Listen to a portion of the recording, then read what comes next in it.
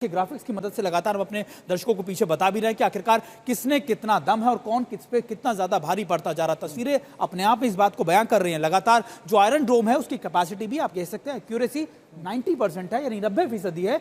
10% का फिर भी चूक हो सकती है। तो यही बात है। क्या जो प्रॉक्सी वॉर चल रही थी वहां पर आयरन डोम अब कमजोर हो गया कि अब ईरान के साथ लड़ने की उतनी क्षमता नहीं है, या इंटरसेप्ट कर भी पा रहा है तो उस हद तक नहीं कर पा रहा है जैसे हमने देखा कि जब हमास से लड़ रहा था या फिर हिजबुल्लाह से लड़ रहा था। देखिए राजीव, अब हो क्या रहा है, इजराइल ये बात जानता था कि वो ईरान पर अटैक करेगा, ईरान की तरफ से भी रिटेलिएशन आएगा, लेकिन इजराइल को ये आशंका नहीं थी कि शायद इतने बड़े मैसिव स्केल में बैलिस्टिक मिसाइल्स आएंगी। 300 बैलिस्टिक मिसाइल अब जब देखते हैं तो चाहे वो एरो हो आपका, चाहे वो आयरन डोम हो, इनकी 90% एक्यूरेसी भले ही 10% छोड़ती हो, तो यही फायदा अब ईरान को मिल रहा है कि वो इतनी ज्यादा क्वांटिटी में, इतनी ज्यादा स्पीड में लगातार ये ऐसी मिसाइलें दाग रहा है जिससे नुकसान सीधे तौर पर अब इजराइल की जमीन पर देखा जा रहा है। हमारे साथ हमारे संवाददाता भी लगातार बने हुए। अशरफ, अब आपके पास आते हुए सवाल ईरान की सैन्य क्षमता के संबंध में कि हम सब जानते हैं कि उसके पास कितनी क्षमता है, लेकिन क्या उसने अब जाकर क्षमता का प्रदर्शन करना शुरू किया है? किन किन हथियारों का अब तक इस्तेमाल किया गया है और जखीरे में क्या क्या पड़ा हुआ है?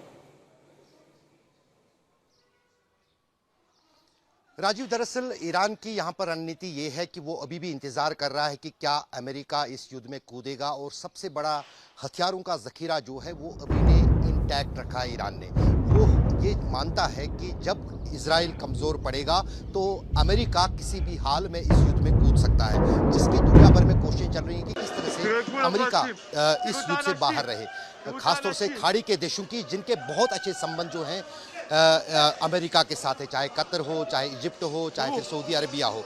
और साथ ही साथ अब दो और देश, खासतौर से अगर हम रूस की बात करें और टर्किया की बात करें, वो भी चाहते हैं कि ये युद्ध जो है ज्यादा विस्तार न ले और अमेरिका इसमें सीधे तौर पर ना आए, क्योंकि उनके हित भी जो है इस युद्ध से जुड़े हुए। अगर ये युद्ध तीसरे विश्व युद्ध में बदल जाता है तो दुनिया का कोई देश इसके असर से नहीं बचेगा।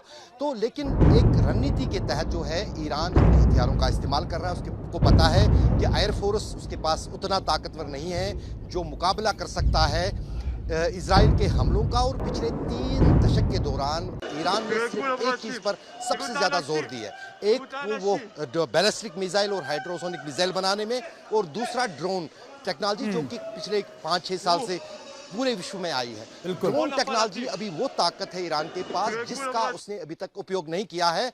और ये बिल्कुल अशरफ, यही बात कही जा रही है कि नई टेक्नोलॉजी के साथ ज्यादा विध्वंसक अटैक किए जा रहे हैं। अशरफ, आपका रुख करेंगे, लेकिन इस बीच अपने दर्शकों को एक बड़ी खबर अपने दर्शकों को बता दें कि ईरान का आज का हमला इजराइल के कल के भीषण हमले के पलटवार के तौर पर सामने आया। और इजराइल ने कल 60 से ज्यादा फाइटर जेट से ईरान के 20 से ज्यादा सैन्य ठिकानों पर हमला बोला था।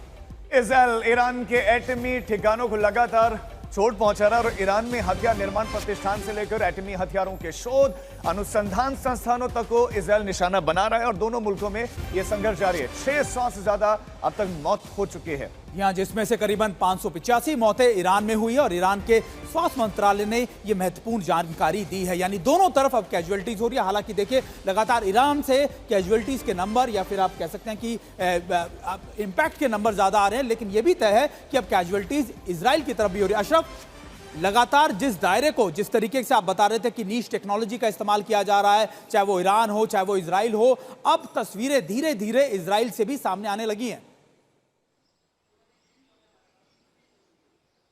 बिल्कुल सुमित, दरअसल क्योंकि सबसे ज़्यादा जो आप शुरू में बात कर रहे थे, सबसे ज़्यादा भरोसा जो आयरन डिफेंस सिस्टम पर था इजराइल का, और कहीं ना कहीं जिस अंदाज से पिछले एक हफ्ते के दौरान जो सटीक जो मिसाइल हमले जो है ईरान ने किए हैं, और उनको कहीं ना कहीं जो है आयरन डोम सिस्टम और दूसरे जो एयर डिफेंस सिस्टम्स हैं वो विफल रहे हैं। उन खासतौर से अगर हम मोसाद हेडक्वार्टर की बात करें, उस पर भी मिसाइल गिरा है और बहुत नुकसान पहुंचा है उसको। उसके साथ साथ जो हाइफा की रिफाइनरी है इजराइल की, उसको भी नाकाबिल रिपेयर फिलहाल बनाया है ईरान के मिसाइलों ने। उससे चिंता जो है न सिर्फ इसराइल की बड़ी है बल्कि साथ ही साथ अमेरिका की, और वो भी अब नए तरीके से सोच रहे हैं कि आखिर अब इस युद्ध में ईरान को किस तरह से कमजोर किया जाए। लेकिन जो आप मौत का आंकड़ा बता रहे हैं वो बहुत तेजी से ईरान में बढ़ रहा है। उनकी सिविल कैजुअलिटीज जो है बहुत ज्यादा है, जिसमें बच्चे हैं और जिसमें महिलाएं हैं, जिसमें आम लोग हैं, जैसे रेड क्रिसेंट के जो वॉलंटियर्स हैं वो हैं।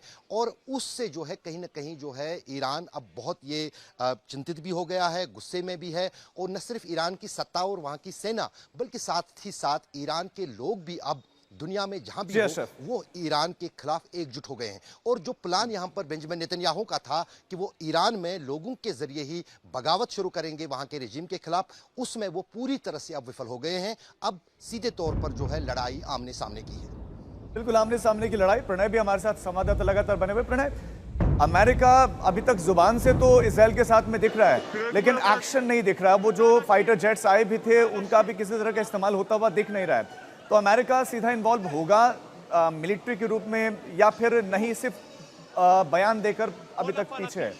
देखिए, जितने संकेत मिल रहे हैं राजीव, उससे इस संभावना से, इस आशंका से इनकार नहीं किया जा सकता कि अमेरिका सीधे इसके अंदर शामिल हो सकता है। इसके 3 प्रमुख कारण हैं। पहला कारण ये कि इजराइल जो भी कुछ कर रहा है उससे पूरी तरीके से ईरान की न्यूक्लियर फैसिलिटीज को तबाह करना मुश्किल नहीं है, मुमकिन नहीं है। दूसरी चीज ये है कि जो भी असलहा या साजो सामान चाहिए उन न्यूक्लियर फैसिलिटीज को तबाह करने के लिए वो अमेरिका के पास है। अमेरिका किस शर्त के पर, किस स्थिति के अंदर इस लड़ाई के अंदर कूदेगा, ये एक बड़ा सवाल है। ये सवाल डोनाल्ड ट्रंप से भी पूछा गया था और उन्होंने कहा था कि मुझे बहुत सारे लोग ये सवाल पूछ रहे हैं लेकिन अभी मैं नहीं बता सकता कि मैं इसमें ज्वाइन करूंगा या नहीं करूंगा। अगला वीक बहुत महत्वपूर्ण होने वाला है, अगला 1 हफ्ता, और हो सकता है कि इसके पहले ही मैं इस बारे में फैसला कर लूं कि आखिर अमेरिका इसमें शामिल होने जा रहा है या नहीं जा रहा।